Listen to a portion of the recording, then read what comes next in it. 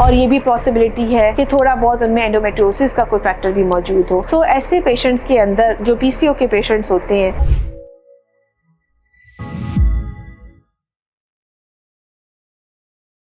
अस्सलाम वालेकुम जी। आज हम बात करेंगे कि पीसीओएस का पेशेंट होता है, क्या उसको भी आईवीएफ की तरफ जाना चाहिए या नहीं जाना चाहिए। सो कौन से पेशेंट्स होते हैं कि जिनको हमें ट्रीटमेंट मेडिकल देना चाहिए सिर्फ, फिर वो पेशेंट जिनको हमें आईयूआई की तरफ रेफर करना चाहिए, और फिर वो पेशेंट जिन्हें हमें आईवीएफ की तरफ लेके आना चाहिए। तो वो पेशेंट जिन्होंने कभी ट्रीटमेंट नहीं लिया, जिनमें माइल्ड पीसीओ शामिल है या इवन ज़्यादा भी है, लेकिन वो अपना लाइफस्टाइल को चेंज करके अपने अंदर चेंजेस लेके आ रहे होते हैं, उनमें तो खाली मेडिसिन ही काफ़ी होती है। लेकिन अगर वो पेशेंट की कह लें कि एज ज़्यादा होना शुरू हो गई है और उसकी कह लें कि जो हमल ना होना, यानी मतलब इनफर्टिलिटी या सब फर्टिलिटी की ड्यूरेशन बढ़ गई है, यानी शादी को अरसा जो है वो ज़्यादा गुजरता जा रहा है, ऐसे पेशेंट्स में हम पीसीओ के पेशेंट्स में आईयूआई प्रेफर करते हैं। हम कहते हैं आप आईयूआई की तरफ जाना शुरू कर दें, ताकि ये कि आपकी प्रेगनेंसी के चांसेस बढ़ जाएँ। चूँकि पीसीओ में सिर्फ अंडा बनना ही प्रॉब्लम नहीं होती है, आपके सारे हार्मोन्स डिस्टर्ब होते हैं, तो हम उसको ले जाते हैं आईयूआई की तरफ। तीसरी चीज़ कंडीशन को होती है जिसे हम कहते हैं आईवीएफ। आईवीएफ अब एडवांस तरीका है। वो कौन से पेशेंट्स हैं पीसीओ के जिन्हें आईवीएफ को ऑप्ट कर लेना चाहिए, तो वो ये वाले पेशेंट्स हैं जिनमें कह लें कि शादी को बहुत लंबा अरसा गुजर चुका है,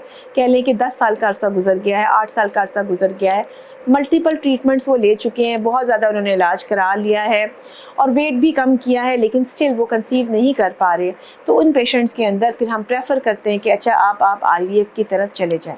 अमूमन इन पेशेंट्स में देखा गया है कि पीसीओ के अलावा और भी मसाइल होते हैं, कि ज़रूरी तो नहीं कि एक पेशेंट में सिर्फ पीसीओ ही हो सकता है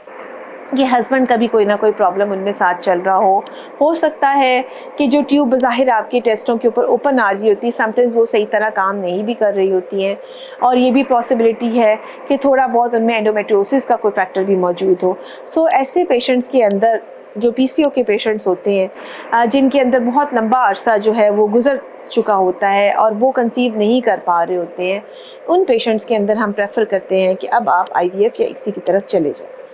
तो वो उसके अलावा पेशेंट जिनमें फ़ीमेल की एज ज़्यादा होना शुरू हो गई, यानी आप अपना 35 का जो है वो क्रॉस कर चुकी हैं एज, और अब आप 40 की तरफ जा रहे हैं, या आपकी जो कह लें कि मल्टीपल आप ट्रीटमेंट्स लेकर आप कह लें कि ज़्यादा ओवरीज भी अफेक्ट होना शुरू हो जाती हैं, या आपने अब लेप्रोस्कोपी भी करवा ली है और उसके बाद मल्टीपल ट्रीटमेंट्स भी ले लिए हैं, तो ऐसी सूरत हाल में आपकी जब एज ज़्यादा होना शुरू हो जाती है, ऐसे पेशेंट्स के अंदर भी प्रेफर किया जाता है कि आईवीएफ या इक्सी की तरफ आप चले जाएं। तो बेसिकली 2 या 3 रीज़न्स ही हैं जिनमें पीसीओ के पेशेंट्स को हम आईवीएफ या इक्सी का मशवरा देते हैं, जिनमें शादी को बहुत ज़्यादा अरसा गुजर चुका हो, जिनमें साथ हस्बैंड की भी प्रॉब्लम हो, और जिनमें आपने मल्टीपल ट्रीटमेंट्स लिए वो फेल हो गए हों, और जिसमें फ़ीमेल की एज जो है वो ज़्यादा होना शुरू हो जाए। ऐसी कंडीशंस के अंदर हम कहते हैं कि अब आप जो है वो रूटीन की दवाइयाँ छोड़कर, चूँकि उनके अपने भी साइड इफ़ेक्ट्स होते हैं, उनकी अपनी भी प्रॉब्लम्स होती हैं, अब आप आईवीएफ की तरफ या इक्सी की तरफ चले जाए, चूँकि उसका सक्सेस फिर ज़्यादा है। लेकिन उन पेशेंट्स के अंदर भी जो आईवीएफ या इक्सी भी प्लान कर रहे हैं और वो पीसीओ के पेशेंट हैं, उनको भी यही स्ट्रिक्टली मशवरा दिया जाता है कि अगर वो आप अपना वेट कंट्रोल करके अपने हार्मोन्स को कंट्रोल कर लेते हैं, तो इक्सी का या आईवीएफ की सक्सेस रेट, यानी जो अंडे अंदर रखे जाते हैं उनका सक्सेस रेट, उनके ग्रो करने के चांसेस ज़्यादा होते हैं, मिस कैरेज का रिस्क इनमें कम होता है। चूँकि अगर हम वैसे पीसीओ के पेशेंट्स की बात करें तो ना सिर्फ ये कि प्रेगनेंसी होने में प्रॉब्लम होती है, इन पेशेंट्स के अंदर हमल ज़ाया होने का रिस्क भी ज़्यादा होता है। तो उन पेशेंट्स के अंदर चाहे कोई सा भी तरीका इलाज को वो ऑप्ट करते हैं, जो बेसिक लाइफस्टाइल चेंजेस हैं उनको हम नहीं ख़त्म करते। हाँ, हम एक ट्रीटमेंट के बाद दूसरा ट्रीटमेंट इन लोगों में प्रेफर करते हैं। बहुत सारा ख्याल रखिएगा और दुआओं में याद रखिएगा। इस वीडियो को ज़रूर शेयर कीजिएगा।